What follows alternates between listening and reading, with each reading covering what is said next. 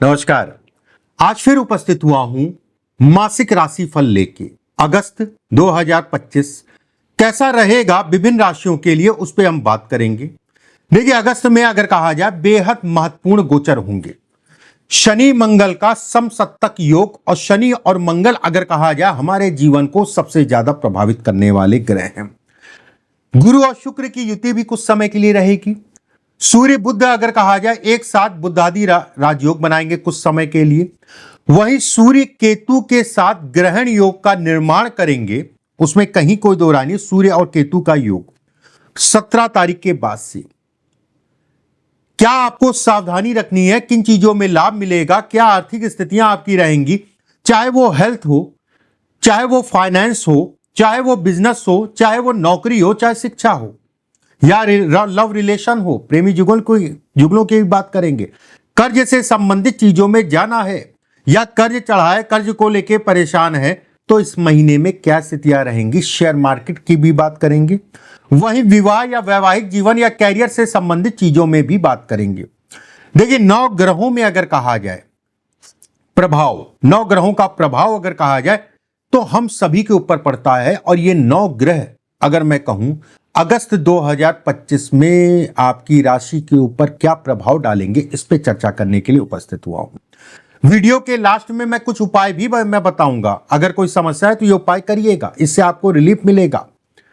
पहली बात, अगर आप पहली बार मेरे चैनल पे आए हैं तो चैनल को सब्सक्राइब जरूर कर लीजिएगा, बेल आइकॉन का निशान दबा लीजिएगा, जिससे हमारे द्वारा भेजी गई वीडियो आपको समय से मिलती रहे। देखिए, मेरा कार्यक्रम अगर कहा जाए आपकी चंद्र राशि पर आधारित है। चंद्रमा जहां पर भी जन्म कुंडली में बैठा वो चंद्र राशि हुई।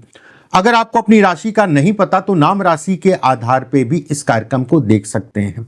कोशिश ये करिएगा ज्यादा से ज्यादा शेयर भी कर दीजिएगा लोगों के लिए। चलिए बात करते हैं सिंह राशि वालों के लिए इस हफ्ते में, इस महीने में, अगस्त 2025 में क्या स्थितियां रहेंगी। देखिए, सिंह राशि वालों के लिए अगर कहा जाए, सूर्य इनका मालिक है। सूर्य अगर कहा जाए क्रोध है, सूर्य अगर कहा जाए सम्मान है, सूर्य अगर कहा जाए प्रतिष्ठा है, सूर्य अगर कहा जाए तो नाम है। सूर्य का द्वादश में जाना 17 तारीख तक अगर कहा जाए द्वादश में रहेगा।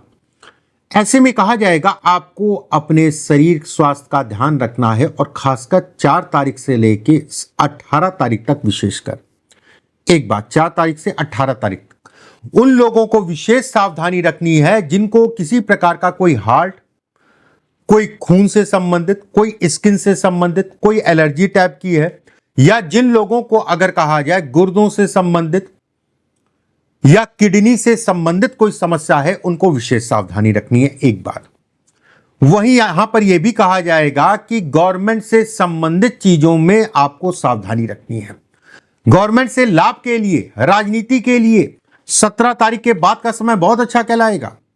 किसी प्रकार की समाज सेवा के लिए, सामाजिक कामों के लिए, एनजीओ के लिए, या गवर्नमेंट में कोई काम लटका हुआ फंसा हुआ है, या कोई पैसा आपका लटका है फंसा हुआ है, उन सभी चीजों के लिए बहुत अच्छा समय है। उन सभी चीजों के लिए बहुत अच्छा समय है। अगर मैं फाइनेंस की बात करूं, देखिए फाइनेंस अगर कहा जाए शुक्र है, और शुक्र का लाभ में होना, शुक्र अगर कहा जाए आपकी राशि से तृतीयेश है शुक्र, और कहीं ना कहीं दशमेश है। ऐसे में कहा जाएगा कि फाइनेंस के दृष्टिकोण से अगर कहा जाए पूरा महीना ही अच्छा है। बस एक चीज का ध्यान रखिएगा, महीने की शुरुआत मतलब 5 तारीख से लेके 15 तारीख के बीच का पीरियड, किसी प्रकार का उधार लेन देन, किसी प्रकार का निवेश, चाहे वो शेयर मार्केट हो चाहे अन्य कोई निवेश हो, अपने आप को सावधानी पूर्वक चलना है। किसी को कर्जा देने से भी परहेज करिएगा, क्योंकि यह समय अगर कहा जाए कर्ज लेन देन इत्यादि चीजों के लिए बिल्कुल भी ठीक नहीं कहलाएगा। 15 तारीख के बाद का पीरियड अगर कहा जाए अच्छा है।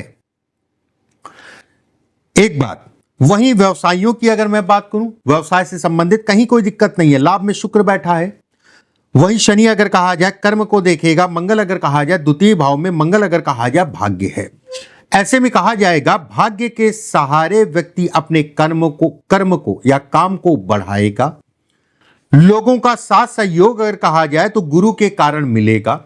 कुछ ऐसे लोग भी आपको मिल सकते हैं, या किसी से अपनी कोई काम आपको निकालना है, कोई ऑर्डर लेना है, कोई टेंडर लेना है, या कोई फाइनेंसर है उससे बातचीत करना है, पीछे अटक रही थी बातचीत, रुक रही थी, या समय का चुनाव नहीं कर पा रहे थे, तो उन सभी चीजों के लिए ये महीना बेहद अच्छा कहलाएगा। उसमें भी 21 तारीख से लेके 29 तारीख का बीच का पीरियड अगर कहा जाए तो ज्यादा अच्छा कहलाएगा। हालांकि पूरा महीना है, लेकिन ये पीरियड आपके लिए ज्यादा अच्छा है।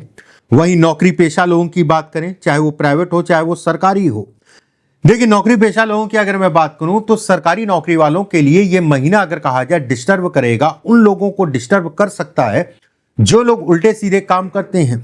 शनि अगर कहा जाए बदनामी में, मंगल से दृष्ट है। मंगल अगर कहा जाए तो अचानक से क्रोध, अचानक से आपको फंसा सकता है, क्योंकि मंगल अगर मैं कहूं तो कहीं ना कहीं वाद विवाद को भी दिखाता है।